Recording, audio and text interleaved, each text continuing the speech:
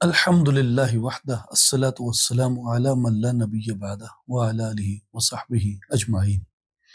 خواتین و حضرات، السلام علیکم ورحمۃ اللہ وبرکاتہ۔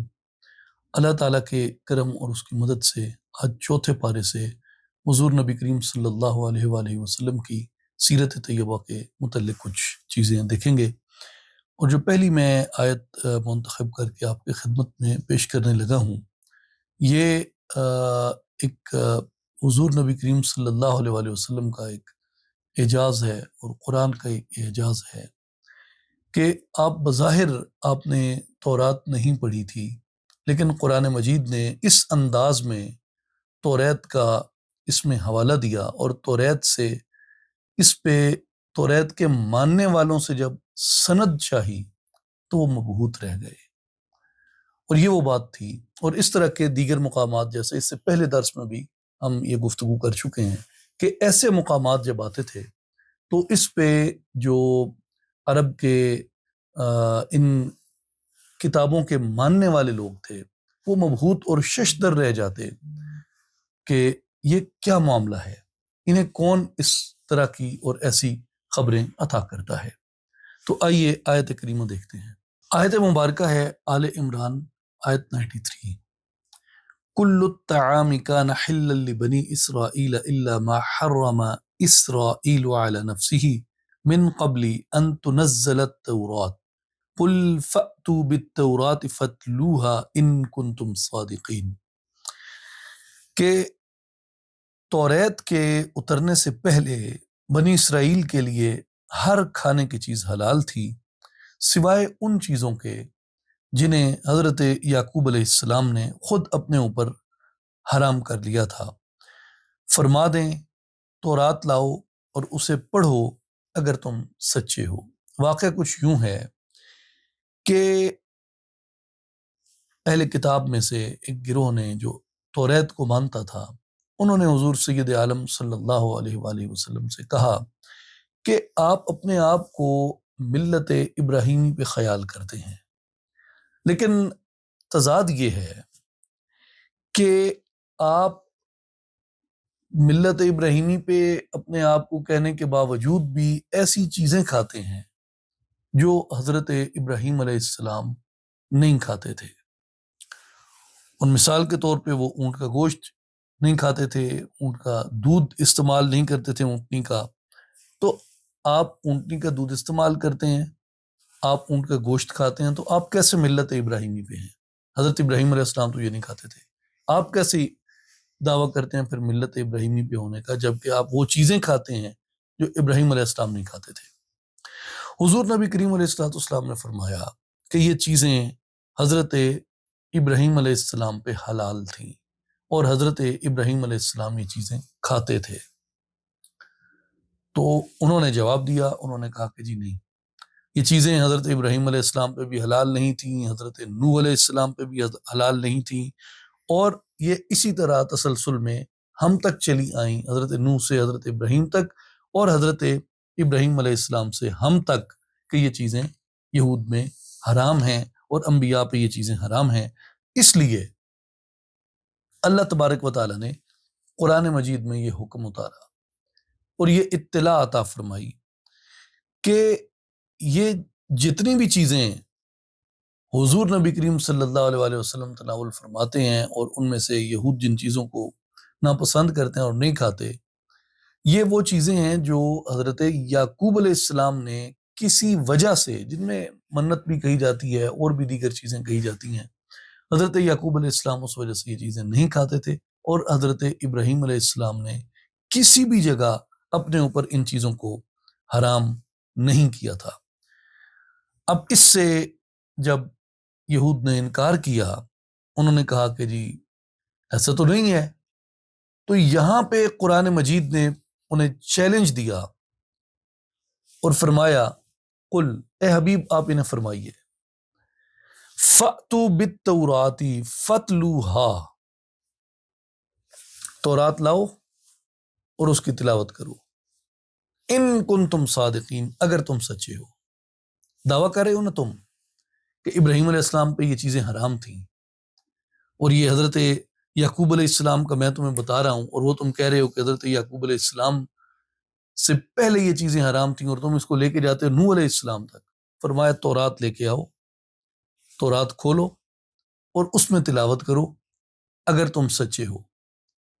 تو قرآن مجید کے اس فرمان کی ہیبت اتنی تھی اور اتنی یہ مبنی بر صداقت بات تھی، اور کس کی زبان سے آ رہی ہے؟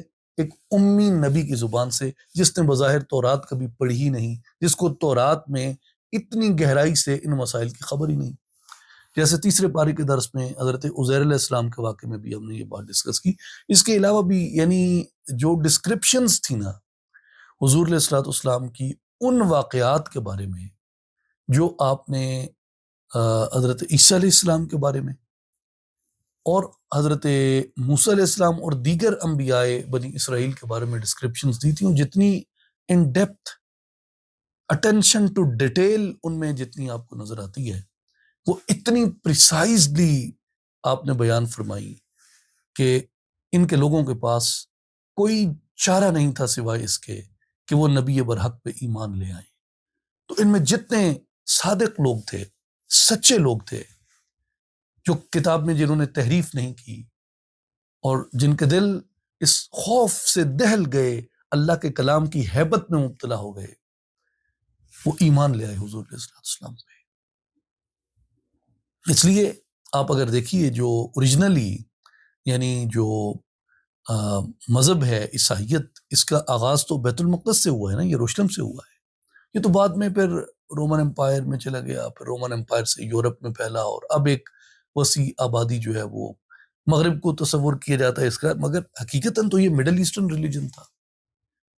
جتنے عربی بولنے والے لوگ تھے ان میں صرف چند ایک رہ گئے، باقی جتنے تھے عربی بولنے والے ان سب نے اسلام قبول کر لیا۔ وجہ کیا تھی؟ وجہ ان واقعات کو اتنا پریسائزلی بیان کرنا اور اتنے ان ڈیپتھ ریفرنسز دینا ان کے، اور وہ بھی ایک امی کی زبان سے، یہ چیز انہیں مبہوت کر دیتی تھی۔ وہ دم بخود رہ جاتے تھے، حیرت زدہ رہ جاتے تھے کہ یہ کیا ماجرا ہے، یہ کیا بات ہے۔ اب جب حضور نے کہا کہ لاؤ نہ تورات، پڑھتے ہیں اس میں کہ کیا حلال ہے اور کیا حرام ہے، اور ابراہیم علیہ السلام کیا کھاتے تھے اور کیا نہیں کھاتے تھے۔ اب ادھر انہیں پتہ تو تھا، جو علماء تھے انہیں پتہ تھا کہ توریت آ گئی تو بات ساری کھل جائے گی۔ ادھر پھر انہوں نے توریت بھی چھپا لی اور خود بھی انہوں نے پسپائی اختیار کر لی۔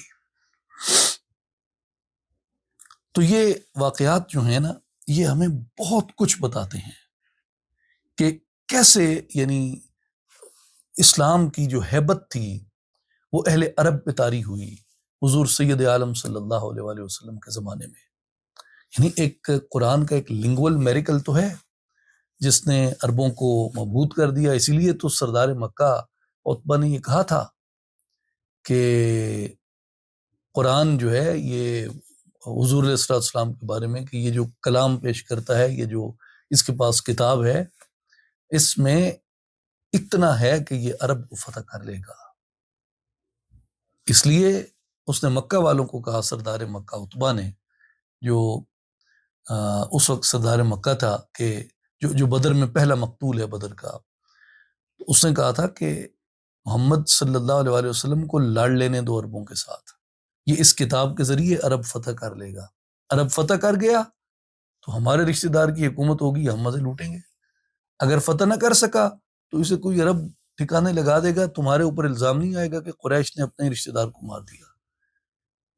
کتنی وائز بات ہے نا۔ آپ اس ٹائم ڈیوریشن میں جا کے بیٹھ کے دیکھیں کہ لوگ قرآن سن کے جو سخت ترین مخالف تھے، بدترین کفر بنا ہوا تھا جن کے دلوں میں، وہ بھی قرآن کی ہیبت سے کس قدر مبہوت ہوتے تھے، اس سے یعنی وہ کس طرح ہیبت زدہ ہو جاتے تھے۔ تو قرآن کا ایک لنگول ان پہ امپیکٹ تھا۔ اور دوسرا جو تھا وہ یعنی یہ وہ انبیاء تھے جن سے عرب اہل کتاب واقف تھے، اور ان سب چھوٹے چھوٹے واقعات سے واقف تھے، اور انہیں یہ پتہ تھا کہ حضور علیہ الصلوۃ والسلام آپ امی ہیں، یہ نہ انجیل پڑھے ہوئے ہیں، یہ نہ توریت پڑھے ہوئے ہیں۔ یہ بائی دا وے یہ بائبل کہتے ہیں نا، بائبل اس کا لفظ ہے ہی نہیں۔ جو بائبل ہے، بائبل کو تو بائبل تو کوئی کتاب ہے ہی نہیں آسمانی کتاب. آسمانی کتاب انجیل ہے. ہم انجیل کو مانتے ہیں جو حضرت عیسیٰ علیہ السلام پہ نازل ہوئی تھی. بائبل تو بعد میں نام رکھا گیا, اور بائبل, پوری بائبل نے, بائبل اٹ سیلف نام ہی نہیں ہے. پوری بائبل میں اٹ سیلف اس کتاب کا نام بائبل ہے ہی نہیں. ہم تورات کو مانتے ہیں جو حضرت موسیٰ علیہ السلام پہ اتری تھی, زبور کو مانتے ہیں جو حضرت داؤد علیہ السلام پہ اتری تھی, انجیل کو مانتے ہیں جو حضرت عیسیٰ علیہ السلام پہ اتری تھی. بائبل انجیل نہیں ہے. انجیل ہے جو غیر تحریف شدہ تھی. تو بہرحال یہ جو واقعات قرآن مجید جب بیان کرتا ہے نا, حضرت یونس علیہ السلام کا واقعہ, حضرت یوسف علیہ السلام کا واقعہ, حضرت ابراہیم علیہ السلام کے واقعات کو, حضرت یعقوب علیہ السلام کی کیفیات کو, حضرت یوسف علیہ السلام کی کیفیات کو, حضرت موسیٰ و حضرت خضر کے واقعے کو جس طریقے سے قرآن نے اور جن تفصیلات کے ساتھ انہیں بیان کیا, دریا کے دو حصوں میں تقسیم ہونے کا جو وقت, یہ اتنی پریسائزڈ ایک انفارمیشن تھی ان کے لیے, اتنی شاندار ڈسکرپشنز تھیں کہ وہ یہ سوچتے تھے کہ اس نبی کے پاس یہ باتیں کہاں سے آتی ہیں. اس لیے قرآن کا جو زبانی اثر تھا ان کے اوپر, یعنی لسانی اثر تھا ان کے اوپر, اور دوسرا ان معلومات کا جو اثر تھا, اس نے عرب کو تبدیل کر دیا. اس نے عرب کو تبدیل کر دیا, اور اہل کتاب جو ہیں وہ ان باتوں کو ٹھکرا نہیں سکتے تھے, جھٹلا نہیں سکتے تھے. اسی لیے قرآن مجید میں بار بار اس بات کا ذکر آتا ہے, اور یہ حضور نبی کریم صلی اللہ علیہ وسلم کی صداقت کی نشانی تھی, سچا ہونے کی نشانی تھی, اور یہ نشانی تھی کہ جو یہ اتر رہا ہے یہ کلام الہی ہے. یہ جو اتر رہا ہے یہ وہ غیب کی خبریں ہیں جو اللہ نے اپنے نبی کو دی ہیں. آگے آئیے, پھر اسی موضوع سے متعلقہ ہی ایک بات ہے, ایک مختلف انداز سے. آل عمران آیہ 98, قُلْ يَا أَهْلَ الْكِتَابِ لِمَ تَكْفُرُونَ بِآيَاتِ اللَّهِ وَاللَّهُ شَهِيدٌ عَلَى مَا تَعْمَلُونَ. فرما دیں اے اہل کتاب, تم اللہ کی آیتوں کا انکار کیوں کرتے ہو, اللہ کی نشانیوں کا انکار کیوں کرتے ہو, اور اللہ تمہارے کاموں کا مشاہدہ فرما رہا ہے. اس پہ ایک بات میں امام رازی رحمہ اللہ کی زبانی عرض کر دوں. آیات سے مراد تو ویسے قرآن کی آیات بھی ہیں کہ اللہ ہی کی طرف سے یہ نازل ہوتی ہیں, اور کفار ان آیات کا انکار کرتے تھے. تو اس سے ایک مراد تو یہ ہے کہ کفار قرآنی آیات کا انکار کرتے تھے. دوسری اس سے مراد یہ ہے کہ جو امام رازی رحمہ اللہ نے کہا, المراد من آیات اللہ الآیات التی نصبها اللہ تعالی علی نبوت محمد صلی اللہ علیہ وسلم. اللہ کی آیات سے مراد وہ دلائل ہیں جنہیں اللہ نے حضرت محمد صلی اللہ علیہ وآلہ وسلم کی نبوت پر قائم کیا تھا, اور ان کے کفر سے مراد یہ ہے کہ جو وہ نبوت محمدی صلی اللہ علیہ وآلہ وسلم کا انکار کرتے تھے. اس میں قاضی بیداوی رحمہ اللہ نے یہ فرمایا کہ اہل کتاب کو تخصیص کے ساتھ خطاب کرنا, یعنی انہیں اسپیسیفائی کر کے, آئیڈینٹیفائی کر کے یہ خطاب کرنا کہ اچھا مشرکین جو ہیں, حالانکہ مشرکین بھی جانتے تھے, یہ بھی ایک پورا مضمون ہے سیرت میں کہ مشرکین کے پاس کیسے کیسے رسول صلی اللہ علیہ وآلہ وسلم کی بشارتیں موجود تھیں. یعنی وہ واقعہ دیکھیے, وہ منظر دیکھیے, جب حضرت عبد المطلب رضی اللہ تعالی عنہ, حضور کے دادا جان, حضور علیہ الصلوۃ والسلام کی انگلی پکڑ کے اپنے ساتھ کعبے میں لے کے آتے, اور ان کے لیے کعبے میں ایک مسند لگتی تھی جس پہ سردار مکہ بیٹھتا تھا. یعنی کعبے کے بالکل اوٹ میں, کعبے کے پہلو میں, اس کے سائے میں, کعبے کے بالکل قریب ان کے لیے ایک وہ بلند مسند لگائی جاتی تھی حضرت عبد المطلب کے لیے. اور وہاں پہ 40 سال سے کم عمر آدمی ان کی اس مجلس میں وہاں نہیں بیٹھتا تھا. اور حضور صلی اللہ علیہ وسلم کی عمر مبارک 7 برس تھی اور اس سے کم تھی۔ حضرت عبد المطلب آپ کی مبارک انگلی پکڑ کے اپنے ساتھ لے آتے اور اس مسند پہ جس پہ سردار مکہ بیٹھا ہوتا تھا، اس مسند پہ ساتھ حضور جلوہ فرما ہوتے تھے۔ اور یہ جو میں نے غالباً تمہیدی گفتگو میں یہ مینشن کیا تھا، جو اوپننگ ہمارا اس پہ لیکچر تھا، اس میں نے یہ عرض کی تھی کہ جو آپ ویسٹرن رائٹرز کو پڑھتے ہیں، وہ جس طریقے سے حضور علیہ الصلوۃ والسلام کو ڈسکرائب کرتے ہیں کہ جی from nobody to everything, کہ جسے عرب میں کوئی جانتا نہیں تھا وہ سب کچھ بن گیا عرب میں، تو وہ اسے ایسے پیش کرتے ہیں کہ جیسے یہ پاور گین کرنے کا مقصد حضور کا ایک اپنی اس آئیڈینٹی کو اسٹیبلش کرنا تھا کہ I am here and I am some thing which is 100% absolutely wrong. یعنی سارا عرب مکہ میں آتا تھا، کیونکہ مکہ جو تھا اس وقت کعبہ کی وجہ سے the most holiest sanctuary in the Arab world، ہر ایک آدمی جو ہے وہ کعبے کی زیارت کو آتا تھا، سارا مکہ، سارا عرب۔ اور سردار مکہ ایک بچے کو لے کے اس مسند پہ بیٹھا ہے جدھر اکیلا سردار مکہ بیٹھتا تھا، اور ساتھ وہ شخص بیٹھا ہے، وہ اس وقت ایام طفولیت میں ہے، وہ مبارک بچہ ان کے ساتھ بیٹھا ہے۔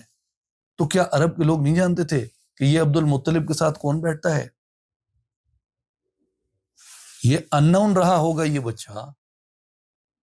میں اس کی کنٹمپریری پالیٹکس سے کئی مثالیں آپ کو اس کی دے سکتا ہوں، مگر میں اپنے کریم آقا کے ساتھ کسی ایسی مثال کو، حالانکہ مثال مثل کی غیر ہوتی ہے، دی جا سکتی ہے، میں حضور کی کوئی اس میں ساتھ مثال نہیں دینا چاہتا، لیکن آپ خود غور کیجئے کہ ایسے لوگ جو ہوتے ہیں نا، ایک اتنی پرائم لوکیشن پہ، ایک اتنی most highly honourable respected personality کے ساتھ، جس کو ساری عرب دنیا دیکھتی ہے، ایک معصوم خوبصورت بچہ اس کے ساتھ بیٹھا ہے، جہاں 40 برس کی عمر سے کم کوئی آدمی نہیں بیٹھ سکتا، اور کسی میں ہمت نہیں کہ یہ سوال پوچھ سکے عبد المطلب سے کہ اسے کیوں ساتھ بٹھاتے ہو۔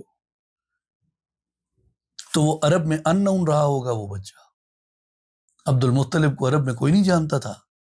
یہ اندھے، جسے قرآن کہتا ہے نا سم بکم عمی، ان کے کانوں پہ مہریں، ان کی زبانوں پہ مہریں، ان کے دلوں پہ مہریں، یہ آنکھوں سے اندھے ہیں اس طرح کی تاریخ لکھنے والے، اور جاہل ہیں وہ لوگ جو اس طرح کی تاریخ بیان کرتے ہیں، اور نفسیاتی غلام ہیں وہ لوگ جو اس طرح کے لوگوں کی تاریخ پڑھ کے اپنے نبی کے بارے میں سیکھنا چاہتے ہیں۔ محمد انون تھے عرب میں، یعنی سردار مکہ کے ساتھ کہاں بیٹھے ہوئے ہیں وہ، اور سارا عرب اسے دیکھ رہا ہے۔ اور یہ ہسٹورینز جو ہیں، ان کے اندر کے باعثز، ان کی منافقت دیکھیں یہ کیسے حضور کو ڈسکرائب کرتے ہیں۔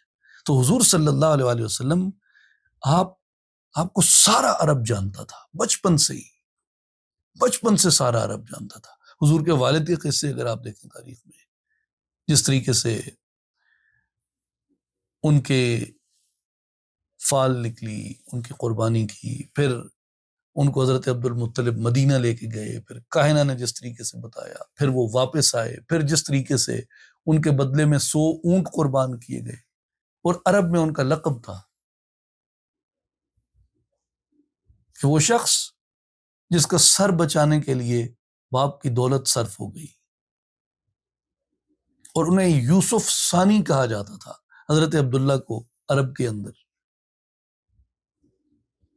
حضرت ہاشم ان کی سخاوت کا چرچا، سردار مکہ ہیں، مکے کا سب سے بڑا آدمی ہے۔ تو یہ ان نون سچویشن نہیں تھی، ایسا قبیلہ نہیں تھا، ایسا شخص نہیں تھا، ایسا شجرہ نہیں تھا جسے لوگ نہیں جانتے تھے۔ تو مشرکین جو تھے حضور علیہ الصلوۃ والسلام کے شجرے مبارک کو اور حضور کے اجداد کو جانتے تھے، اور ان کے پاس نشانیاں تھیں کہ یہ فلاں فلاں فلاں فلاں نشانی یہاں موجود ہے۔ تو مشرکین بھی جانتے تھے اور اہل کتاب بھی جانتے تھے حضور علیہ الصلوۃ والسلام کو۔ اس لیے امام راضی کہتے ہیں کہ وَتَخْصِيصُ أَهْلِ الْكِتَابِ بِالْخِطَابِ دَلِيلٌ عَلَىٰ أَنَّ كُفْرَهُمْ أَقْبَحُ۔ چلے مشرکین کے پاس تو کوئی لکھی ہوئی چیز نہیں تھی نا، کوئی نبی لے کے نہیں آیا تھا، ان کے پاس تو ایک سینہ و سینہ روایات تھیں جو چلتی آ رہی تھیں۔ اہل کتاب کے پاس تو لکھی ہوئی باتیں تھیں، اس لیے اللہ نے اہل کتاب کو اسپیسیفائی کر کے زیادہ خطاب کیا کہ ان کا کفر زیادہ برا تھا، کیونکہ ان کے پاس لکھی ہوئی بات انبیاء کے ہاتھوں آئی تھی، انبیاء کی زبانی آئی تھی۔ تو اس لیے جو مشرکین کا انکار کرنا، کیونکہ وہ بھی انکار تھا، وہ بھی کفر غلط تھا، اور اہل کتاب کا انکار کرنا یہ بھی کفر غلط تھا، مگر جو اہل کتاب کا انکار کرنا تھا یہ زیادہ برا تھا، کیونکہ ان کے پاس اوتھینٹک سورسز سے ان کی اپنی کتابوں میں موجود تھا، اور اگرچہ وہ یہ دعویٰ کرتے تھے کہ وہ انجیل پہ ایمان رکھتے ہیں، تو اس لیے اللہ تبارک و تعالیٰ نے فرمایا کہ واللہ شہید علی ما تعملون، کہ اللہ تمہارے اعمال کا گواہ ہے، اللہ دیکھ رہا ہے۔ لا ينفعکم التحریف والاستسرار، یہ امام راضی کہتے ہیں کہ تمہیں حضور علیہ الصلوۃ والسلام کی شان اور حضور علیہ الصلوۃ والسلام کی بشارات چھپانے سے کوئی فائدہ نہیں ملے گا۔ کیوں؟ اللہ گواہ ہے، اللہ دیکھ رہا ہے۔ وکفا باللہ شہیدا، محمد مصطفیٰ صلی اللہ علیہ وآلہ وسلم کی گواہی کے لیے اللہ کافی ہے۔ یہ اہل کتاب جتنا مرضی چھپا لیں، and there were many political reasons as well, کہ وائی ڈیڈنٹ دے ایکسیپٹ کہ محمد صلی اللہ علیہ وآلہ وسلم is last of the prophets and is a true prophet. اقتدار کا مسئلہ بھی تھا۔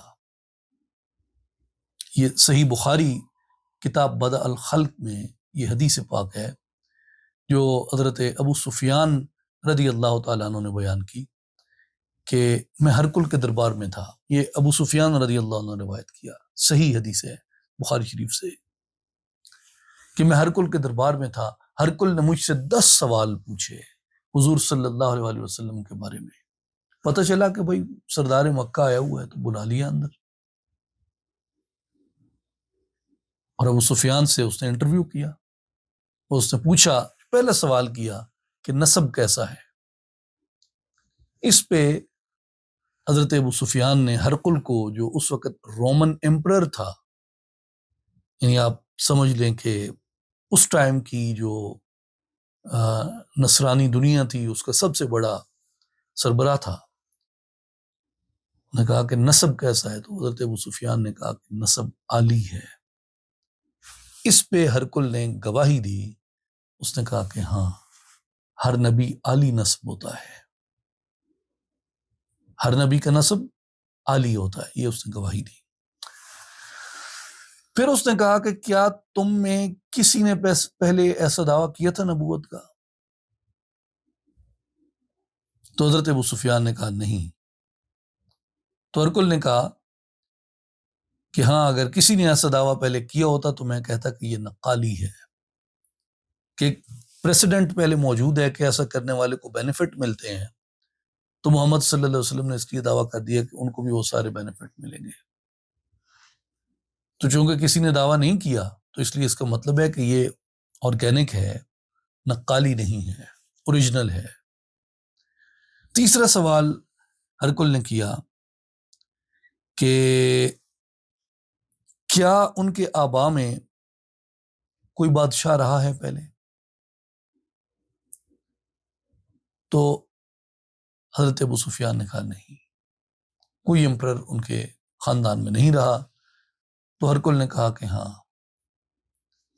اگر ان کے خاندان میں کوئی بادشاہ رہا ہوتا تو میں یہ کہتا کہ شاید وہ اپنی اس لیگیسی کو کنٹینیو کرنے کے لیے مذہب کا یہ اس کا سہارا لے رہے ہیں۔ یہ میں مفہوم بیان کر رہا ہوں، مقصد اس کا یہ تھا کہ اس کا مطلب یہ ہے کہ اگر کوئی ان کے اجداد میں بادشاہ ہوتا تو وہ اپنی سلطنت واپس لینا چاہتا ہے۔ چوتھا سوال اس نے کیا کہ اس وقت ان کے پیروکاروں کی جو اکثریت ہے وہ کمزور لوگ ہیں یا طاقتور لوگ ہیں؟ تو حضرت ابو سفیان نے کہا کہ کمزور لوگ ہیں۔ ہرقل نے کہا کہ ہاں، ہر نبی کے جو امت کا آغاز ہوتا ہے وہ کمزور لوگوں سے ہوتا ہے، گواہی دی اس نے.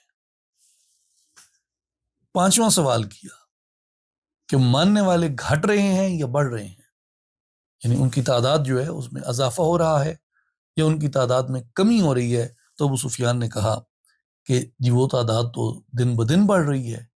تو اس پہ ہرقل نے کہا کہ ہاں، جب نبی دعوت دیتا ہے تو ایمان اسی طرح کامل ہوتا ہے کہ وہ دن بدن بڑھتا رہتا ہے. اور یہ اس وقت کا واقعہ ہے جب ابھی حضرت ابو سفیان خود ایمان نہیں لائے. حضرت ابو سفیان ابھی خود ایمان نہیں لائے، ان کے ایمان سے پہلے کی بات ہے. چھٹا سوال اس نے کیا کہ کوئی شخص ان کے دین میں داخل ہوا ہو اور پھر دین سے خفا ہو کے نکلا ہو. حضرت ابو سفیان نے کہا نہیں. اس نے کہا ہاں، ایمان کی مٹھاس دل میں اتر جائے تو وہ پھر باہر نہیں نکلتی. ساتواں سوال کیا ہرقل نے کہ کیا تم نے ان کے دعوی نبوت سے پہلے ان میں جھوٹ پایا لوگوں کے ساتھ؟ حضرت ابو سفیان نے کہا نہیں. تو اس پہ ہرقل نے کہا کہ ہاں، جو لوگوں کے معاملے میں جھوٹ نہیں بولتا وہ اللہ کے معاملے میں جھوٹ نہیں بولے گا. آٹھواں سوال ہرقل نے کیا کہ کیا وہ وعدہ توڑتے ہیں؟ اس پہ ابو سفیان نے کہا کہ نہیں، وہ وعدہ نہیں توڑتے، اور ساتھ اپنا بھی مینشن کیا کہ ہمارا بھی آج کل ایک معاہدہ ان سے چل رہا ہے. یہ چونکہ عام الوفود کی بات ہے نا، اور عام الوفود جو ہے یہ صلح حدیبیہ کے بعد ہوا تھا. عام الوفود سے مراد جب حضور علیہ الصلوۃ والسلام نے صلح حدیبیہ جب فرما لی تو اس میں مکہ والوں سے معاہدہ تھا، اور اس کے بعد یہ خطوط جو تھے یہ حکمرانوں کو بھیجے گئے تھے، اور ان میں ایک خط ہرقل کے پاس پہنچا تھا، اور اس مکالمے کے بعد وہ خط جو ہے ہرقل کے دربار میں پڑھا گیا تھا. اس لیے اب یہ کانٹیکسٹ ہے کہ ابو سفیان یہاں پہ اپنے معاہدے کی بات کرتے ہیں کہ ہمارا بھی ایک معاہدہ ان سے ہے، دیکھیں وہ کیا کرتے ہیں. تو یہاں ابو سفیان نے اپنا معاہدہ مینشن کیا کہ جی دیکھیں وہ ہمارے ساتھ کیا کرتے ہیں، ویسے وہ وعدہ نہیں توڑتے. تو یہاں ہرقل نے گواہی دی، اس نے کہا ہاں، جو نبی ہوتا ہے وہ وعدہ نہیں توڑتا. نواں سوال یعنی نائنتھ کویسچن اس نے کیا ہرقل نے. اس نے کہا کہ کیا تم نے ان سے جنگ کی تو نتیجہ کیسا رہا؟ تو حضرت ابو سفیان نے کہا کہ جی کبھی ہمارا پلڑا بھاری رہا، کبھی ان کا پلڑا بھاری رہا. تو اس پہ ہرقل نے کہا کہ ہاں، انبیاء کا معاملہ ابتدا میں ایسے ہی ہوتا ہے لیکن بالآخر فتح انہی کی ہوتی ہے. یہ ہرقل نے کہا. صحیح بخاری کتاب بدء الخلق. 10واں سوال ہرقل نے کیا کہ وہ تمہیں کس چیز کا حکم دیتے ہیں؟ تو حضرت ابو سفیان نے کہا کہ وہ اللہ کی عبادت کا، اس کے ساتھ کسی کو شریک نہ کرنے کا، نماز کا، سچائی کا، پاک دامنی کا، صلہ رحمی کا حکم دیتے ہیں. تو اس پہ ہرقل نے کہا کہ اگر یہ باتیں سچ ہیں تو یقیناً وہ نبی ہیں، اور عنقریب میری اس زمین پہ بھی وہ فاتح ہوگا. یہ 10 سوال تھے ہرقل کے جو اس نے حضرت ابو سفیان سے کیے، اور یہ حضرت ابو سفیان کے جوابات اور ان کے ہر جواب کے اوپر اس کا ہرقل کا وہ ایک آپ کہہ لیں کہ سڈن ایکسپریشن اس کے ساتھ ساتھ وہ اپنا کامنٹ کرتا رہا. اچھا، اختتام پہ کیا ہوا؟ اختتام پہ یہ ہوا کہ ہرقل نے کہا کہ اب محمد کے قاصد کو بلاؤ، یعنی حضور کا جو قاصد گیا تھا اسے بلایا گیا. وہ خط پڑھا گیا جو ہرقل کو بھیجا گیا تھا. وہ خط پڑھنے کے بعد ہرقل نے گواہی دی حضور نبی کریم صلی اللہ علیہ وآلہ وسلم کی رسالت کی کہ لوگوں مان لو اس کو نبی سچا ہے. تو یہاں سے اس کے جو درباری تھے، جو وزیر اور مشیر تھے، وہ بھاگے دروازوں کی طرف، اور ہرقل کو خطرہ ہوا بغاوت کا کہ یہ لوگ نہیں مانیں گے، اور ایسا نہ ہو کہ میرا تخت و تاج بھی جائے نبی ماننے کے چکر میں. تو وہ جسے ہمارے مقامی محاورے میں کہتے ہیں کہ زیادہ گامن سچیار نہ بن، تو اس نے پھر وہ بچانے کے لیے اپنا تخت جو سچ تھا اسے چھپا دیا. خود اہل کتاب خود اہل کتاب، اور یہ کمنٹری آپ اس کی دیکھیں ہرکل کی، مگر اقتدار کی وجہ سے حق کو چھپا گیا تخت اور تاج بچانے کے لیے، نبوت کا اور محمد الرسول اللہ صلی اللہ علیہ وآلہ وسلم کا انکار کیا اس نے۔ اس کے برعکس نجاشی رضی اللہ تعالیٰ عنہ، جو حبشہ کے حکمران تھے، جن کا غائبانہ نماز جنازہ نبی کریم علیہ الصلوۃ والسلام نے پڑھایا، حضرت ام حبیبہ کا نکاح اس نے حضور علیہ الصلوۃ والسلام سے پڑھایا تھا، اور مہر کی رقم بھی جو تھا مہر وہ نجاشی نے ادا کیا، اور حضور علیہ الصلوۃ والسلام نے بڑی تعریف فرمائی، اسی لیے مسلمانوں کو پہلی ہجرت کا حکم حبشہ کی طرف ہوا۔ تو اس لیے قرآن مجید میں ایک مقام پہ یہ کہا گیا ہے کہ ان میں کچھ اہل ایمان بھی ہیں جو نشانیاں دیکھتے ہیں اسے مان لیتے ہیں، اور کفر والے بھی ہیں۔ تو جو ہرکل تھا یہ کفر والا تھا، اور جو حضرت نجاشی تھے وہ بھی عیسائی تھے، وہ بھی حکمران تھے، ان کی بھی سلطنت تھی، وہ ایمان والے تھے۔ جب نشانیاں ظاہر ہوئیں انہوں نے تسلیم کر لیا، ہرکل نے مان لیا، اقرار کیا، بھرے دربار میں کیا، مگر اقتدار کے لیے پھر مکر گیا، اور بالآخر وہ ریاست اسے چھوڑنی پڑی۔ لیکن یہ ہے کہ اس نے حضور علیہ الصلوۃ والسلام کے خط کی وہ بے حرمتی نہیں کی تھی جو کسریٰ نے کی تھی۔ اس لیے آپ دیکھیے کہ دونوں کا انجام جو ہے وہ مختلف ہوا۔ جو رومن امپائر تھی اس کی لیگیسی بہت بعد تک کنٹینیو رہی، اس کا تسلسل رہا، مگر جو کسریٰ ہے وہ مکمل طور پہ ختم ہو گیا، کوئی نشان اس کا باقی نہ رہا۔ تو یہ قرآن مجید جو بار بار اہل کتاب کو ریفر کرتا ہے، اہل کتاب میں اچھے لوگ بھی تھے جن پہ نشانیاں ظاہر ہوتی وہ اسے تسلیم کرتے، قبول کرتے، اسے مان لیتے، اور اہل کتاب میں نہ ماننے کی وجوہات کے پیچھے کچھ بڑی وجہیں جو تھیں وہ ایمانیاتی نہیں تھیں، وہ پولیٹیکل ریزنز بھی تھیں، وہ صرف اپنے تخت و تاج کو بچانے کے لیے، اپنی اتھارٹی کو بچانے کے لیے، اپنی دولت، شان و شوکت اور ویلتھ کو بچانے کے لیے وہ سچ کا انکار کرتے تھے۔ آگے آئیے آل عمران 99 چوتھا پارہ۔ قُلْ يَا أَهْلَ الْكِتَابِ لِمَ تَصُدُّونَ عَنْ سَبِيلِ اللَّهِ مَنْ آمَنَ تَبْغُونَهَا عِوَجًا وَأَنْتُمْ شُهَدَاءُ وَمَا اللَّهُ بِغَافِلٍ عَمَّا تَعْمَلُونَ۔ آپ کہیے کہ اے اہل کتاب، تم اللہ کے راستے سے کیوں روکتے ہو؟ تم ایمان والوں کے راستے کو ٹیڑھا کرنا چاہتے ہو، حالانکہ تم خود اس دین کے برحق ہونے کے اوپر گواہ ہو، اور اللہ تمہارے اعمال سے غافل نہیں ہے۔ اور اس پہ امام ابو الیاس سمرقندی رحمہ اللہ نے جو شارٹ ڈسکرپشن دی، انہوں نے کہا کہ وہ انتم شہداء ان ذالک فی التوراۃ، یعنی ایکچولی یو پیپل، یعنی the people of book, you are witness to those dalail of nubuwwah of sallallahu alayhi wa alihi wasallam, the signs of the prophethood of Prophet sallallahu alayhi wa alihi wasallam. وَمَا اللَّهُ بِغَافِلٍ عَمَّا تَعْمَلُونَ مِن کِتْمَانِ صِفَتِ مُحَمَّدٍ وَنَعْتِهِ، اور اللہ تمہارے اعمال سے غافل نہیں ہے، یعنی تم جو محمد صلی اللہ علیہ وآلہ وسلم کی صفت اور آپ کی نعت کو چھپاتے ہو۔ تو یہ ان کے پاس موجود تھا، اور قرآن مجید کا اس کے اوپر بار بار اصرار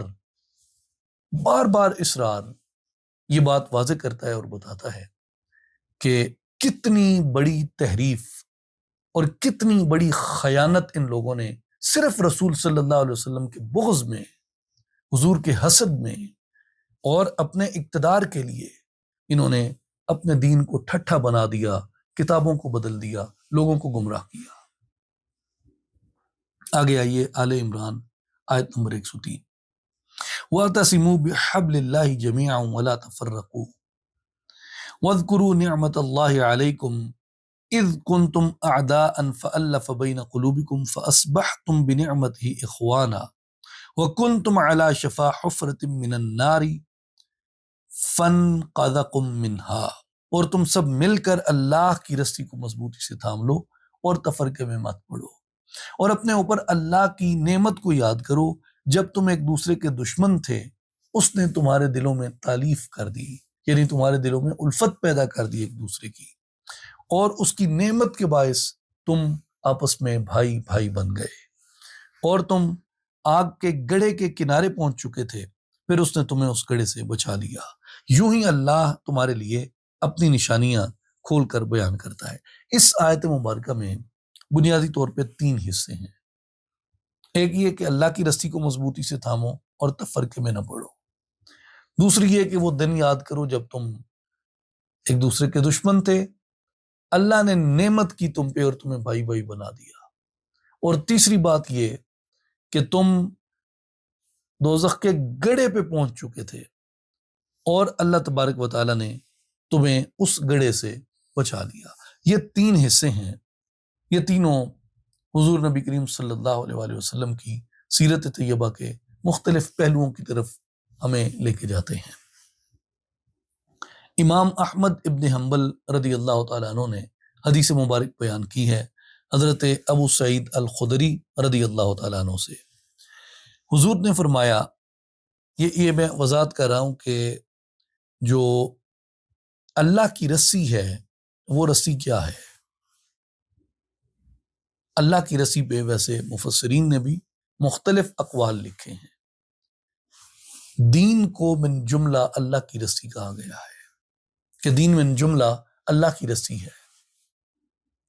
جو اسے پکڑ لیتا ہے دین کو، یعنی اس کے اوامر کو جو کرنے کا حکم ہے، اور اس کی نواہی کو جو چھوڑنے کا حکم ہے، جو امر کے ساتھ وابستہ ہو جاتا ہے کہ جو کرنے کا حکم ہے وہ کرنے لگ جاتا ہے، اور جس سے روکا گیا جو اس سے رک جاتا ہے، بنیادی طور پہ وَاعْتَصِمُوا بِحَبْلِ اللَّهِ، وہ اللہ کی رسی کو پکڑ لیتا ہے۔ تو دین من جملہ اللہ کی رسی کہا گیا ہے، اور حضور نبی کریم صلی اللہ علیہ وآلہ وسلم کی نسبت کو بھی اللہ کی رسی کہا گیا ہے۔ حضور سے جڑ جانا اللہ کی رسی کو پکڑ لینا ہے۔ اور مگر اس حدیث مبارک میں قرآن مجید کو اللہ کی رسی کہا گیا ہے۔ حضور نے فرمایا، انی تارکن فیکم الثقلین احدہما اکبر من الآخر، بے شک میں تم میں 2 بہت مضبوط چیزیں چھوڑے جا رہا ہوں، ان میں سے ایک دوسری سے بڑی ہے، ایک دوسری سے بڑی ہے۔ ایک فرمایا کتاب اللہ حبل ممدود من السماء الى الارض، اللہ کی کتاب جو ایک رسی ہے زمین اور آسمان کے درمیان پھیلی ہوئی، وعطرتی اہل بیتی، اور میری عطرت میرے اہل بیت، وانہما لن یفترقا حتی یردا علی الحوض، اور یہ دونوں یعنی قرآن اور میرے اہل بیت یہ کبھی ایک دوسرے سے جدا نہیں ہوں گے یہاں تک کہ یہ حوض پہ آ کے مجھ سے ملیں گے، حوض پہ آ کے مجھ سے ملیں گے۔ کون کون؟ قرآن اور اہل بیت۔ تو یہاں حضور علیہ الصلوۃ والسلام نے قرآن کو واضح لفظوں میں اللہ کی رسی قرار دیا کہ اللہ کی رسی کو تھامو، اور دوسرا ساتھ تقاضا کیا وابستہ کیا کہ میرے اہل بیت اور عطرت، ان کی محبت اختیار کرو، ان کی اتباع اختیار کرو۔ کیوں کہ جو اہل بیت کی محبت ہے اسے قرآن کے ساتھ ایسے وابستہ کیا کہ یہ دونوں قیامت تک جدا نہیں ہوں گے۔ تو قرآن کو پکڑنا، اللہ کی رسی کو پکڑنا ہے، اور محبت اہل بیت ترک کر کے قرآن پکڑنا، تو نتیجہ سامنے ہے، نتیجہ واضح ہے کہ اس کا مطلب ہے کہ حبل کو نہیں تھاما گیا، رسی کو نہیں تھاما گیا۔ حضرت امام جعفر الصادق رضی اللہ تعالیٰ عنہ کا ایک قول ہے جسے امام ابو اسحاق الثعلبی الشافعی الاشعری رحمہ اللہ نے بیان کیا، جو شافعی روایت کے عظیم مفسرین میں ثعلبی شمار کیے جاتے ہیں۔ الکشف والبیان ان کی مشہور تفسیر ہے، اس میں کہ حضرت جعفر صادق رضی اللہ تعالیٰ عنہ نے فرمایا نحن حبل اللہ الذی قال اللہ واعتصموا بحبل اللہ جميعا ولا تفرقوا، کہ ہم اہل بیت اللہ کی رسی ہیں جس کے لیے یہ فرمایا گیا کہ اللہ کی رسی کو مضبوطی سے تھام لو اور تفرقے میں نہ پڑو۔ آج کل یہ وبا ہے کہ جب ہم بات کرتے ہیں اہل بیت کی تو لوگ رفض کا الزام لگاتے ہیں، جی یہ رافضی ہو گئے، رفض کا الزام لگاتے ہیں کہ جی یہ تشیع ہے۔ یہ بات امام ذہبی رحمہ اللہ نے بڑی خوبصورت کی سیر اعلام النبلاء میں انہوں نے بیان کیا کہ اہل السنہ کے ایک بہت عظیم محدث ہیں جن کا اسم مبارک ہے حفص ابن غیاث۔ حفص ابن غیاث، حفص ابن غیاث کے سامنے کسی شخص نے یہ بات کی کہ امام جعفر صادق رضی اللہ تعالیٰ عنہ کے بارے میں کہ ان سے حدیث نہیں لینی چاہیے، حدیث کی روایت میں سند میں محدث سے حدیث لینا، اس کے اوپر انہوں نے بات کی کہ جی ان سے حدیث نہیں لینی چاہیے۔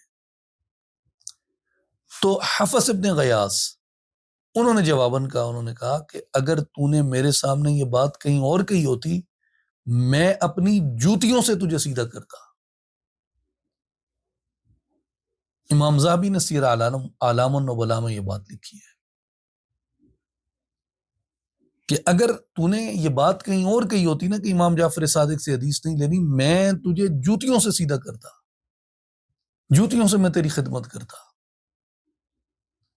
تو مراد کیا ہے؟ مراد یہ ہے کہ جو ان لوگوں کے، ان شخصیات کے بارے میں اس طرح کا وہم پھیلاتے ہیں،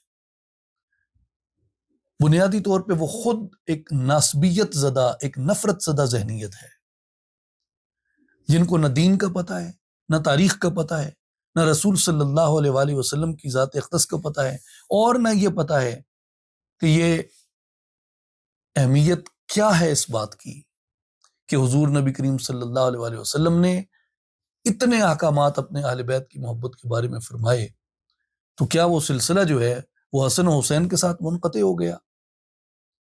اور یہ جو ناسبی ہیں یہ تو وہ لوگ ہیں جو امام حسن سے بغض رکھتے ہیں، امام حسین سے بغض رکھتے ہیں، امام جعفر صادق تو بہت بعد میں آئے۔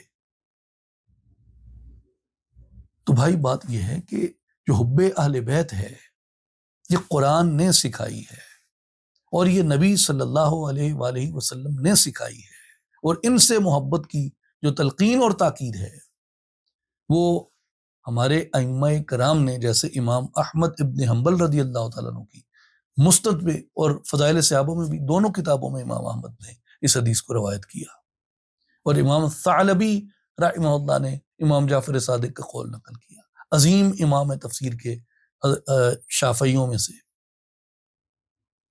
اور امام ذہبی جو حدیث کے عظیم امام ہیں، اسماء الرجال کی سند سمجھے جاتے ہیں، ان کا حوالہ ہی کافی ہوتا ہے، امام ذہبی رحمہ اللہ نے اس بات پہ ایمفسس کیا۔ تو ان واقعات کو، ان روایات کو جب یہ لوگ لے کے آتے ہیں تو اس کا کیا مطلب ہوتا ہے؟ اس کا مطلب یہ ہوتا ہے کہ آنکھوں کو دھندلا نہ کرو، نہ حق کی پیروی نہ کرو، تعصبات کی، نفرتوں کی اور نفرتوں کے تاجروں کی پیروی نہ کرو، اہل حق کے ساتھ کھڑے ہو جاؤ۔ اور اہل حق کون ہیں؟ امام ذہبی، امام ثعلبی، احمد ابن حنبل رضی اللہ تعالیٰ عنہ، حفص ابن غیاث رحمۃ اللہ تعالیٰ علیہ۔ یہ کون لوگ ہیں؟ یہ وہ اہل حق کے نمائندہ ہیں جنہوں نے دین کو سمجھا اور ہمارے سینوں میں آسن طریقے سے اتارا۔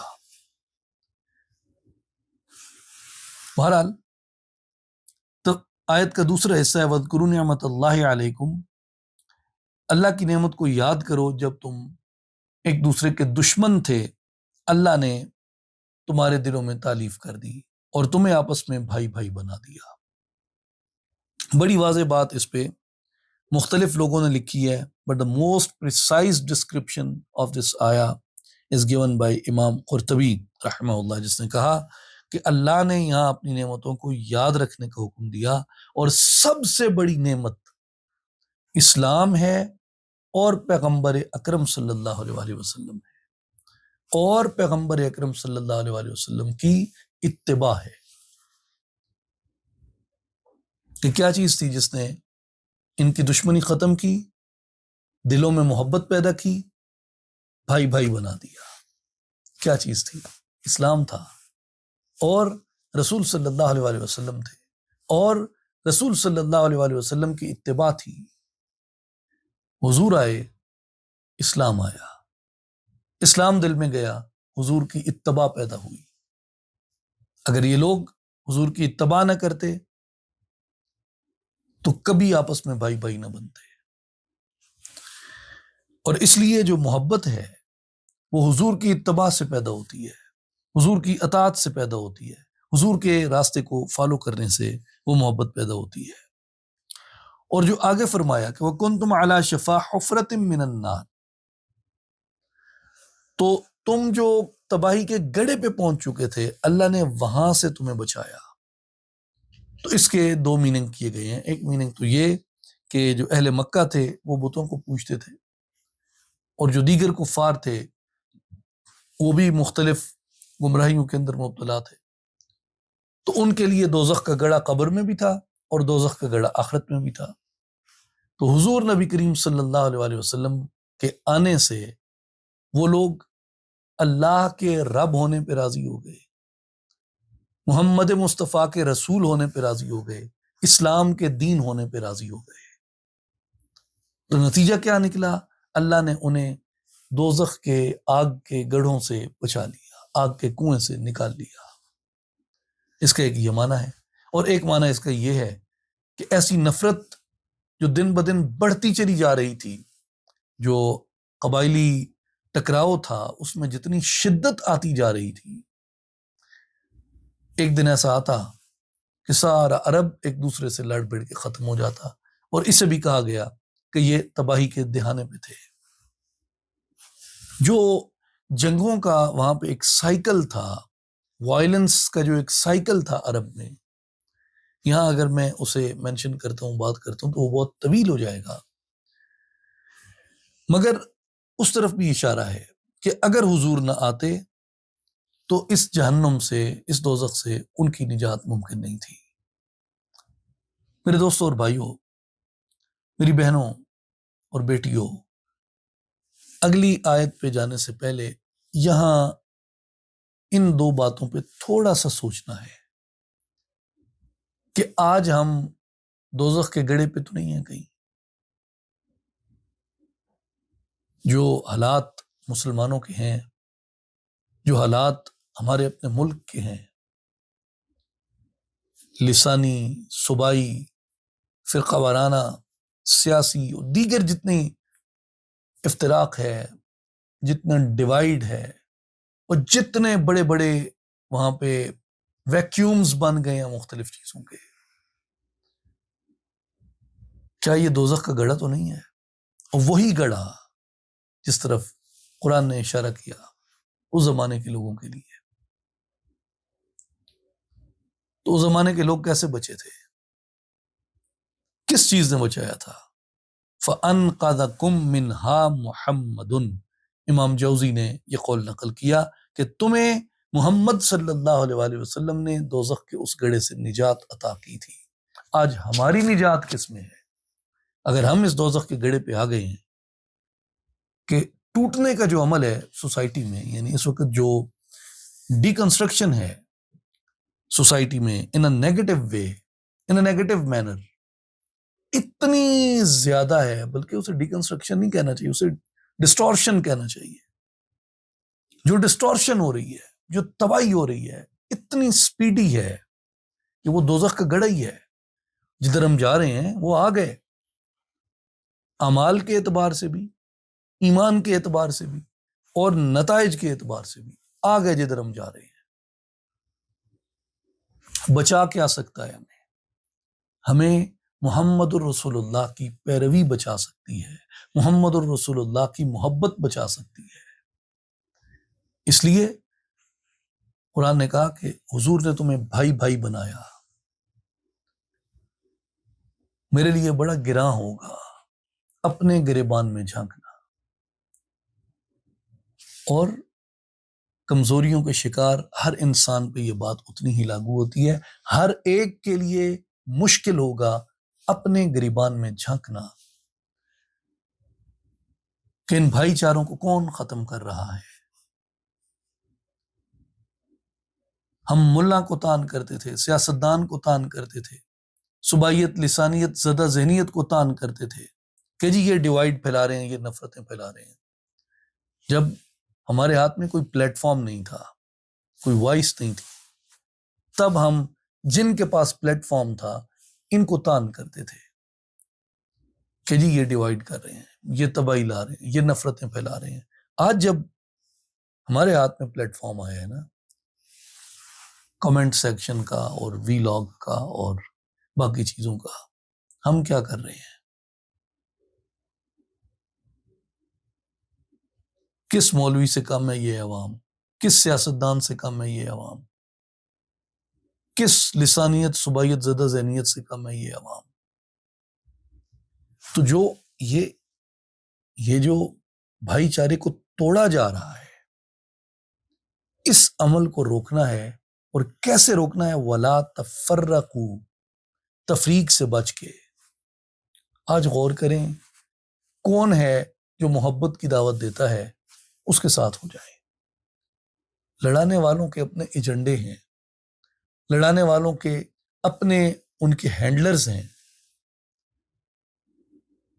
تو آج اس سوسائٹی کو، من جملہ مسلم سوسائٹی کو، جس سٹرنتھ کی ضرورت ہے وہ ایک یونٹی سے پیدا ہو سکتی ہے، وہ تحمل سے پیدا ہو سکتی ہے، وہ زبان پہ، ہاتھ پہ، جذبات پہ اختیار حاصل کرنے سے پیدا ہو سکتی ہے۔ اگر آپ کا اپنے آپ پہ اختیار نہیں ہے تو ہم کچھ بھی نہیں ہیں۔ بہرحال آل عمران آیت نمبر 110، اس میں اللہ تعالیٰ نے بظاہر تو حضور علیہ الصلوۃ والسلام کی امت کی صفتیں بیان کی ہیں، مگر حقیقتاً یہ جو فیض ہے یہ حضور نبی کریم علیہ الصلوۃ والسلام کی ہی عطا سے اس امت کو نصیب ہوا۔ پہلی بات، کنتم خیر امت اخرجت للناس، تم ایک بہترین امت ہو، یہ پہلی بات ہے۔ کنتم خیر امت، اور اس کے بارے میں مختلف مفسرین نے لکھا ہے کہ خلقہم خیر امت، کنتم خیر امت فی اللوح المحفوظ۔ ازل سے ہی اللہ نے نبی پاک علیہ السلام کی امت کے حق میں یہ لکھ دیا تھا کہ یہ بہترین امت ہے۔ آگے 4 صفتیں بیان ہوئی ہیں۔ اخرجت للناس، تم لوگوں کے لیے نکالے گئے ہو۔ یاد رکھیں، اسپیشلی مائی ینگ فیلوز، دین اسلام ایک لائف لانگ مشن ہے۔ اخرجت للناس، جب آپ نے کہا نا لا الہ الا اللہ محمد رسول اللہ، یہ آپ کی ذمہ داری ہے۔ آپ نے اس دعوت کو آگے لے کے چلنا ہے، اسلام پھیلانے کی دعوت، اللہ کی دعوت، رسول صلی اللہ علیہ وسلم کی نبوت، ختم نبوت کی دعوت، اور اس شریعت کی دعوت، اور اس فلاح کی دعوت جس جانب قرآن نے بلایا اور جس جانب رسول صلی اللہ علیہ وسلم نے بلایا۔ اخرجت للناس، ہر شخص اس میں مشنری ہے، ہر شخص اس میں مبلغ ہے، اپنے عمل سے، اپنے اخلاق سے، اپنے کردار سے، اپنے بیان سے، اپنے قول سے، اپنے فعل سے۔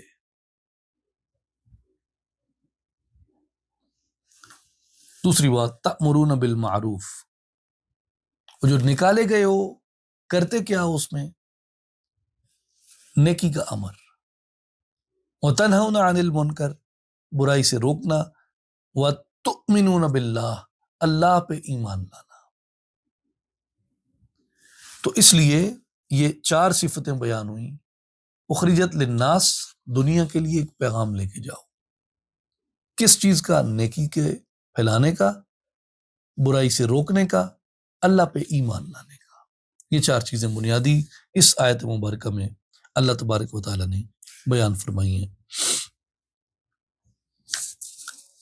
اس کے بعد ایک آیت مبارکہ ہے، سیرت طیبہ کے 7 پہلو اس میں اللہ نے بیان کیے، 7 پہلو۔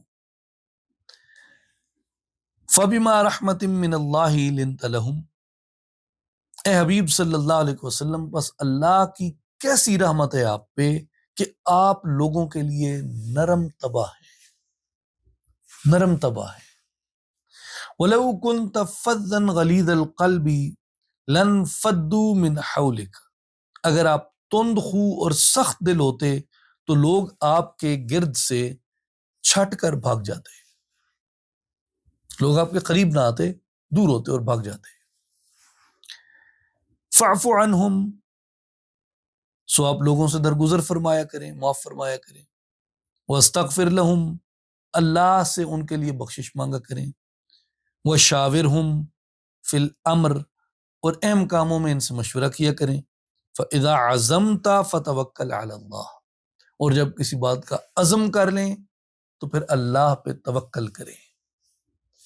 ان اللہ یحب المتوکلین، بے شک اللہ توکل کرنے والوں سے محبت کرتا ہے۔ اس میں 7 صفتیں حضور کی بیان ہوئی۔ ایک صفت میرے نبی کی یہ بیان ہوئی کہ میرے نبی نرم طبع ہیں، میرے نبی نرم طبع ہیں۔ جب بھی کسی سے دوستی کرو اور خاص طور پہ جب کسی کی پیروی کرو تو دیکھو وہ نرم طبع ہے یا نہیں ہے۔ کیوں کہ درشت خو جو ہے، سخت دل جو ہے، اللہ نے اسے ناپسند کیا ہے، اور نبی کے لیے کہا ہے کہ آپ سخت دل اور تند خو نہیں ہیں، اس لیے لوگ آپ سے جڑے ہوئے ہیں۔ پہلی صفت اب کیا ہو گئی؟ نرم طبع ہونا۔ اور دوسری صفت کیا ہو گئی؟ کہ آپ اخلاق اور مزاج میں نرم دل ہیں، لوگ اس لیے آپ کی طرف آتے ہیں۔ اقبال نے کیا خوب کہا ہے، ہجوم کیوں ہے زیادہ شراب خانے میں، فقط یہ بات کہ پیر مغاں ہے مرد خلیق۔ جہاں مرد خلیق ہو وہاں ہجوم آتا ہے۔ تو حضور علیہ الصلوۃ والسلام، آپ کو اللہ نے خلق دیا تھا، اس وجہ سے آج تک ہمارے جیسے مسلمان جو ہزاروں میل سمندروں پار عرب سے بیٹھے ہیں، ہند کے اندر، پاکستان کے اندر، انڈونیشیا کے اندر، ملائیشیا کے اندر، افریقہ کے اندر، امریکہ کے اندر، ان کے دل رسول صلی اللہ علیہ وسلم کے لیے تڑپتے ہیں، اس لیے کہ نبی نے اخلاق دیا، محبت دی، انس دیا۔ تو یہ حضور کی دوسری صفت ہے۔ پہلی صفت نرم طبع، اور دوسری صفت اخلاق اور مزاج میں حضور علیہ الصلوۃ والسلام نے نرم دلی کو اختیار کیا۔ تیسری صفت کیا ہے؟ حضور درگزر کرنے والے ہیں، معاف کرنے والے ہیں۔ چوتھی صفت کیا ہے؟ حضور علیہ الصلوۃ والسلام اللہ سے اپنی امت کی بخشش مانگنے والے ہیں۔ پانچویں صفت کیا ہے؟ کہ حضور علیہ الصلوۃ والسلام اپنی امت سے مشاورت طلب فرماتے، اپنے لوگوں سے حضور اہم معاملات میں مشاورت فرماتے، مشورہ طلب کرتے۔ اور چھٹی بات کیا ہے؟ عزم تھا، حضور عزم والے نبی، اور اپنی امت کو عزم سکھانے والے۔ عزم کیا ہے؟ حوصلہ۔ ہائی ایم کو بھی عزم کہا گیا ہے اور حوصلے کو بھی عزم کہا گیا ہے۔ تو حضور علیہ الصلوۃ والسلام ہائی ایم دینے والے، بہت بڑا مقصد دینے والے اور کرج دینے والے ہیں۔ اور ساتویں صفت کیا بیان کی؟ فتوکل علی اللہ، اللہ پہ بھروسہ اختیار کرنے والے۔ یہ میرے نبی صلی اللہ علیہ وآلہ وسلم کی وہ صفتیں ہیں جو اللہ نے یہاں بیان کی۔ میں مختصر اس کا ایک اشارہ کر دیتا ہوں۔ آپ میں جو لوگ تحقیق کا شوق رکھتے ہیں یا خود قرآن مجید کو پڑھنا چاہتے ہیں یا پڑھتے ہیں تو وہ آل عمران کی آیت نمبر 134 اور 135 میں دیکھیں کہ اس نبی کی پیروی میں چلنے والے، جس کی یہ 7 صفتیں اللہ نے بیان کی، اس کی پیروی میں چلنے والے لوگوں کی اللہ نے قرآن میں کیا صفتیں بیان کی۔ تو آل عمران کی آیت نمبر 134 اینڈ 135، یہ اس نبی صلی اللہ علیہ وسلم جس کی اللہ نے یہ پیاری صفتیں بیان کی، اس کی اطاعت کرنے والے کیسے اس کے رنگ میں ڈھل جاتے ہیں، اس کے رنگ میں رنگے جاتے ہیں، اس کو اللہ تعالیٰ نے ان آیات میں بیان فرمایا۔ اس کے بعد آل عمران کی آیت ہے 164، لقد من اللہ علی المؤمنین اذ بعث فیہم رسولا من انفسہم یتلو علیہم آیاتہ ویزکیہم ویعلمہم الکتاب والحکمہ، بے شک اللہ نے مسلمانوں پر بڑا احسان کیا کہ ان میں انہی میں سے رسول بھیجا جو ان پر اللہ کی آیتیں پڑھتا ہے، انہیں پاک کرتا ہے اور انہیں کتاب و حکمت کی تعلیم دیتا ہے۔ وَإِن كَانُوا مِن قَبْلُ لَفِي ضَلَالٍ مُبِينٍ، بے شک اس سے پہلے وہ لوگ کھلی گمراہی میں تھے۔ تو اس میں بھی حضور نبی کریم صلی اللہ علیہ وآلہ وسلم کی وہ بنیادی صفتیں بیان ہوئیں جو اس سے پہلے بھی ہم مختلف پاروں میں دیکھ چکے ہیں، مگر یہاں اللہ نے فرمایا ہے کہ یہ اللہ کا احسان عظیم ہے مومنوں پہ، اور حضور سے پہلے یہ لوگ گمراہی میں تھے۔ تو اس لیے حضور نبی کریم صلی اللہ علیہ وآلہ وسلم سے جب انسان کا رشتہ اور تعلق استوار ہو جاتا ہے تو گمراہی، اندھیرے، تاریکیاں یہ زائل ہو جاتی ہیں اور انسان اس نور کی آغوش میں آ جاتا ہے۔ چوتھے پارے میں اللہ تبارک و تعالیٰ نے 2 غزوات کو بھی بیان کیا ہے، جن میں ایک غزوہ بدر ہے، اور غزوہ بدر جو ہے اس سے مجھے اتنی الفت ہے اس واقعے سے، اور جو میں بیان نہیں کر سکتا۔ کیوں کہ جو مسلم شعور ہے، مسلم شعور پہ جن چند واقعات کا بہت گہرا اثر ہے، بہت گہرا نقش ہے، some time knowingly and some time in knowingly, جن چند واقعات کا بہت گہرا نقش ہے، ان میں ایک واقعہ جنگ بدر ہے، ایک واقعہ ان میں ہجرت بھی ہے۔ ہجرت کو اگر آپ اپنے تہذیبی تناظر میں دیکھیں تو ہجرت ایک بہت بڑا واقعہ تھا، اور اس کے بعد بہت بڑا واقعہ جو ہے وہ جنگ بدر تھا، جس نے آج بھی اگر میں کسی سہارے، کسی حوصلے سے، کسی واقعے کو بنیاد بنا کے، کسی جگہ سے کوئی کرج پا کے اگر بات کر رہا ہوں، نوئنگلی یا ان نوئنگلی، میری اس کرج کے پیچھے مایوسی کی اس فضا میں، تاریکی کی اس فضا میں، دل فگار واقعات دیکھ کر بھی، اپنی کمائیگی دیکھ کر بھی، اور دشمن کی طاقت دیکھ کر بھی، اگر مجھ میں کہیں کرج ہے نا کہ میں حق کہہ سکتا ہوں، میں حق کے لیے میدان میں آ سکتا ہوں، میں حق کے لیے کھڑا ہو سکتا ہوں، اگر کہیں کوئی کرج مجھے مل رہی ہے، میں اسے جانتا ہوں یا نہیں جانتا، میرے شعور کی کسی سطح پہ بدر کا واقعہ موجود ہے۔ اتنا عظیم واقعہ تھا۔ ایک طرف لوگ تو گنتے ہیں نا جی کہ 1000 کی فوج آئی تھی، یہ محض 1000 کی فوج نہیں تھی جو سامنے کھڑی تھی۔ رفلی ایک بات کہی جاتی ہے، ادھر 313 اور 313 کے سامنے صرف مکہ نہیں کھڑا، 313 کے سامنے پورا عالم کفر کھڑا ہے، اور اس عالم کفر کے سامنے یہ 313 لوگ ہیں۔ صحیح مسلم کتاب الجہاد والسیر میں حدیث پاک ہے کہ جب حضور علیہ السلام میدان میں اترے، سامنے دشمن کی فوج،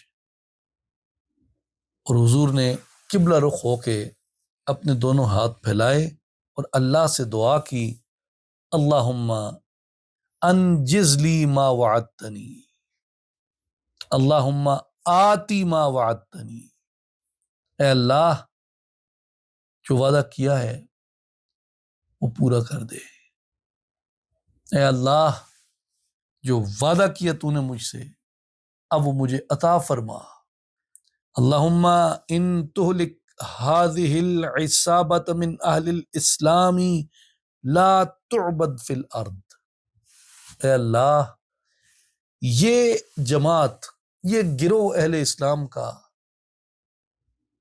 جو آج عالم کفر کے سامنے یہاں ڈٹ کے کھڑا ہے، اگر یہ مٹ گئے تو زمین پہ تیری عبادت نہیں کی جائے گی۔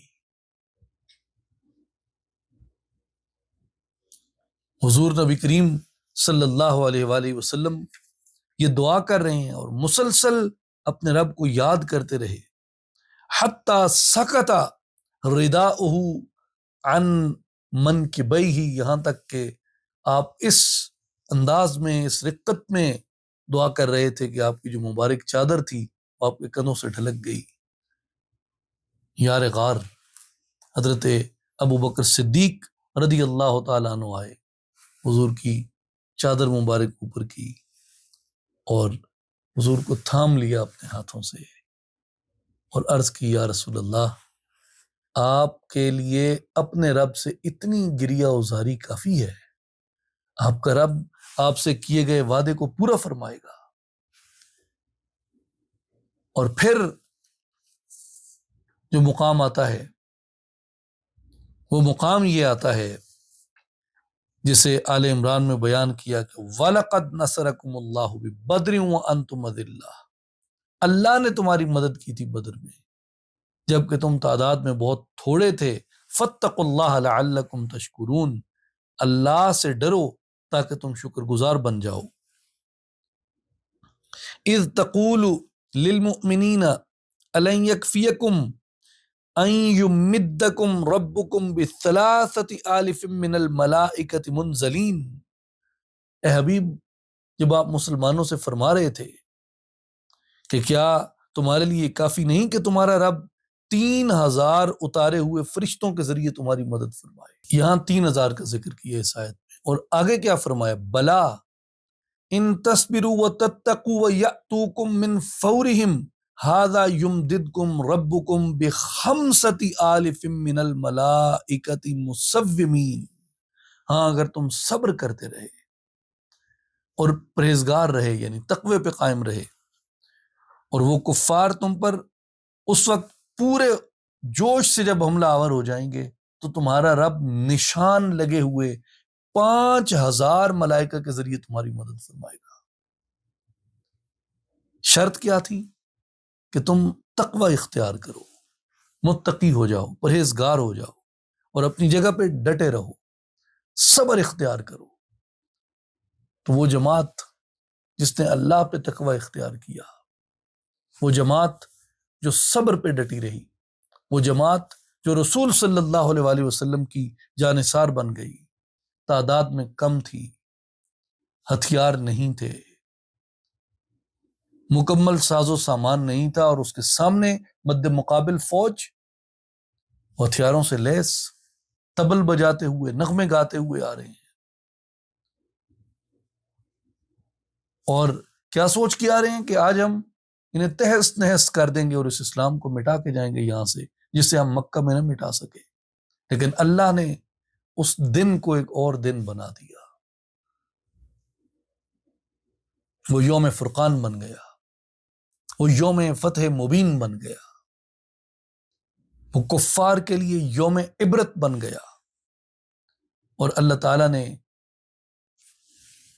کم تعداد کے باوجود مسلمانوں کو جو شان و شوکت عطا کی، اس نے کفار کے دلوں کے اوپر ایک دھاک بٹھا دی، اور آج تک جو مومن ہیں اور جو مسلمان ہیں وہ بدر کے اس دن سے، بدر کے اس وقت سے اپنے اندر اس جوش کو اور اس ولولے کو محسوس کرتے ہیں کہ اگر کہیں کوئی ایسا وقت آتا ہے کہ ہم تعداد میں تھوڑے بھی ہوں تو بھی 313 کو یاد کر کے، رسول صلی اللہ علیہ وآلہ وسلم کی سنت کو یاد کر کے اور اللہ کی مدد کو یاد کر کے ہم پیچھے ہٹنے والے نہیں ہیں۔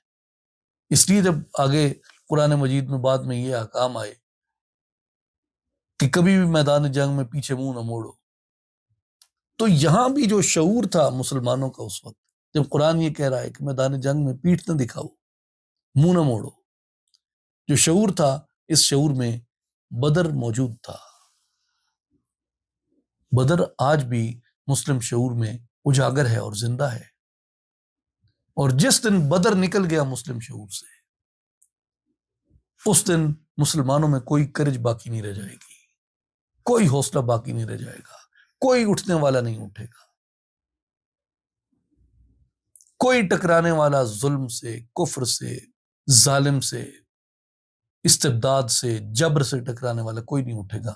جس دن مسلم شعور سے بدر نکل گیا، تو جو بدر ہے یہ میری قوت ہے، یہ میرے شعور کا وہ تابناک پہلو ہے جس نے مجھے میری نحیف ہونے کے، میرے ضعیف، کمزور، ویک ہونے کے، اسٹرینتھ لیس ہونے کے باوجود بھی جس نے مجھے کھڑا کیا ہوا ہے، اور جس کی بدولت میں آج تک شکست نہیں مان رہا، اس کے باوجود کہ بہت تباہی ہو گئی۔ میں سے مراد ایک پورا مسلم شعور ہے، یہاں ایک فرد واحد نہیں ہوتا۔ تو جو بدر ہے اسے ایک وہ تہذیبی حیثیت حاصل ہے اسلام میں اور مسلم تہذیب کے اندر، مسلم شعور کے اندر، جو شاید ہی کسی اور واقعے کو اتنی بڑی قدر ملی ہو جتنی بدر کو ہے۔ آگے آئیے، اسی پارے میں، اسی سورہ آل عمران میں اللہ تبارک و تعالیٰ نے غزوہ احد کے بارے میں بھی فرمایا، وَإِذْ غَدَوْتَ مِنْ أَهْلِكَ تُبَوِّئُ الْمُؤْمِنِينَ مَقَاعِدَ لِلْقِتَالِ وَاللَّهُ سَمِيعٌ عَلِيمٌ۔ اور وہ وقت یاد کیجئے جب آپ صبح و سویرے اپنے در دولت سے روانہ ہو کر مسلمانوں کو جنگ کے لیے مورچوں پر ٹھہرا رہے تھے، یعنی غزوہ احد میں۔ اللہ خوب سننے اور دیکھنے والا ہے۔ اذ ہمت طائفتان منکم ان تفشلا واللہ ولیہما وعلی اللہ فلیتوکل المؤمنون، جب تم میں سے دو گروہوں کا ارادہ ہوا کہ بزدلی کر جائیں، جسے مفسرین نے لکھا ہے ایک بنو سلمہ اور یعنی خزرج اور بنو حارثہ اوس میں سے، کہ یہ دو گروہ بزدلی کر جائیں، حالانکہ اللہ تعالیٰ ان دونوں کا مددگار تھا، اور ایمان والوں کو اللہ ہی پر بھروسہ کرنا چاہیے۔ تو جو کچھ بدر میں ہوا، سارے بڑے بڑے مارے گئے بدر کے، ابو جہل، عتبہ، شیبہ، ان کے بچے، اور امیہ اور دیگر لوگ، تو ایک اتنی بڑی شکست تھی کہ جسے قبول کرنا مکہ والوں کے لیے ممکن نہ تھا۔ تو وہ انتقام لینے کے لیے وہاں پہ آئے، تو 3000 کا لشکر لے کے، اور مدینہ شریف کے سامنے احد میں انہوں نے پڑاؤ ڈالا۔ اور پورا اگر آپ احد کی تیاری کو پڑھیں کہ کیسے کیسے ایک ایک قبیلہ انہوں نے جمع کیا، کفار نے کس طریقے سے اپنی سفارت کی، لوگ کس طریقے سے منتخب کیے گئے، دستے کیسے بنائے گئے، اور ابو سفیان جو اس وقت، پھر باقی بڑے مر گئے تو وہ سردار مکہ بن گئے، تو ان کے اوپر جو ذمہ داری تھی، ان کے گھر کا، ان کا اپنا، اس میں کیا اس وقت رول تھا۔ باقی لوگ بھی جو بعد میں الحمدللہ مسلمان ہوئے اور اللہ تعالیٰ نے انہیں بڑے بڑے منصب دیے، روحانی طور پہ بھی، ظاہری طور پہ بھی، حضور نے بڑی بڑی بشارتیں ان کے لیے فرمائیں، وہ اپنی جگہ ساری چیزیں درست ہیں۔ مگر اس ماحول کو اگر آپ پڑھیں تو اس ماحول میں وہ ایک طیش تھا، ایک غصہ تھا، ایک انتقام تھا۔ جو پہلی جنگ تھی وہ انتقام کی جنگ نہیں تھی کفار کی طرف سے، وہ ایک اور ان کا آپ عصبیت کہیں جس کی بنیاد پہ وہ لڑ رہے تھے۔ یہاں وہ تو تھا ہی، یہاں ایک انتقام کا جذبہ بھی ان کے ساتھ آ گیا، اور یہاں اب مسلمانوں کی طرف منافق بھی اپنا رنگ دکھا رہے تھے کہ جس وقت لشکر اسلام نکلا ہے مدینہ طیبہ سے، تقریباً 1000 کے قریب تھا۔ وہ راستے میں جاتے ہوئے جو رئیس المنافقین تھا مدینہ کا، اس نے اپنے 300 کا جو اس کا دستہ تھا اس نے واپس موڑ لیا۔ اس نے کہا ہاں مجھے نہیں لگتا تمہاری رشتہ داروں سے جنگ ہوگی، تو وہ واپس آ گیا۔ مگر حضور نبی کریم صلی اللہ علیہ وآلہ وسلم، آپ اس کی پرواہ کیے بغیر آپ تشریف لے گئے، اور آپ نے درع عونین کے اوپر، یعنی 2 آنکھوں والا درع، اس پہ 50 تیر انداز مقرر کیے اور فرمایا کہ تم نے یہاں سے واپس نہیں پلٹنا۔ تو جب وہ اس درے پہ کھڑے تھے تب تک کسی کی ہمت نہیں ہوئی کہ عقب سے حملہ کریں، اور وہ مسلمانوں کی ایک اسٹریٹجک پوزیشن ایسی تھی۔ لیکن وہاں سے وہ تیر انداز جو تھے وہ نیچے اترے مال غنیمت کے لیے، اور اس وقت جو اسلام مخالف صف میں کھڑے تھے حضرت خالد بن ولید رضی اللہ تعالیٰ عنہ، اس وقت ابھی وہ مسلمان نہیں ہوئے تھے، کفار کی طرف سے تھے، تو انہوں نے درے کو خالی دیکھا اور عقب سے حملہ کیا، اور پھر مسلمانوں کو اس میں کچھ جانی نقصان ہوا۔ تو وہ عنین کا درہ آج بھی احد شریف میں آپ جاتے ہیں تو ایک یاد دلاتا ہے اس واقعے کی، مگر حقیقت جو تھی اس میں وہ یہ تھی کہ حضور صلی اللہ علیہ وآلہ وسلم نے جہاں مقرر کیا تھا، جب اس پوزیشن کو چھوڑ کے مسلمان نیچے اترے تو جو فائدہ تھا وہ نقصان میں بدل گیا، یعنی جو پلڑا اس طرف تھا وہ تھوڑا وہاں پہ آپ کو محسوس ہوتا ہے کہ جو شہادتیں زیادہ ہوئیں، یا جو ایک افراتفری کی کیفیت ہوئی، یا حضور نبی کریم صلی اللہ علیہ وآلہ وسلم کے مبارک دندان سے آپ کا لہو مبارک آیا، تو اس کی وجہ بنیادی یہ تھی کہ جو اتباع حضور نبی کریم صلی اللہ علیہ وآلہ وسلم کی لازم کی گئی تھی، اس اتباع کو پورا کرنے میں اور اس کو نبھانے میں یہاں پہ ایک انسانی لغزش سامنے آتی ہے۔ مگر اللہ تعالیٰ نے فرمایا قرآن مجید میں، ان الذین تولوا منکم یوم التقى الجمعان انما استزلهم الشیطان ببعد ما کسبوا وَلَقَدْ عَفَا اللَّهُ عَنْهُمْ إِنَّ اللَّهَ غَفُورٌ حَلِيمٌ، بے شک وہ جو تم میں سے پھر گئے جس دن دونوں فوجیں ملی تھیں، انہیں شیطان ہی نے لغزش دی ان کے بعض اعمال کے باعث، اور بے شک اللہ نے انہیں معاف فرما دیا، اور اللہ معاف فرمانے والا اور حلم والا ہے۔ مگر اللہ تبارک و تعالیٰ نے ان کی معافی کا اعلان کر دیا، اور اللہ تعالیٰ نے ان کے لیے عام بخشش کا اعلان فرما دیا۔ تو یہ وہ خوش نصیب لوگ ہیں کہ جنہوں نے معافی کی درخواست کی اور قرآن میں انہیں معافی کا مجدہ ملا۔ مجھ سے خطا ہو جاتی ہے نا، میں معافیاں مانگتا ہوں ساری زندگی، آج میرے پاس مجدہ دینے والی کوئی ایسی گارنٹی کیا ہے کہ میری معافی اللہ کے دربار میں قبول ہو گئی ہے؟ یارو دیکھو کیسا مقام ہے ان صحابہ کا، خطا تو کی مگر اللہ نے خطا پہ عطا کیسی کی کہ معافی کا مجدہ انہیں سنا دیا۔ اور یہ بھی تو کرم ہی کا ایک پہلو ہے، یہ بھی بلندی درجات ہی کا ایک پہلو ہے کہ اللہ کو اپنے محبوب کے صحابہ کی غلطی معاف کرنے کو بھی قرآن کی آیت بنا دیا کہ نشانی رہے کہ انہوں نے خطا کی تھی، اللہ نے خطا معاف فرما دی۔ تو اس لیے حضور نبی کریم صلی اللہ علیہ وآلہ وسلم کے جو صحابہ کی جماعت ہے،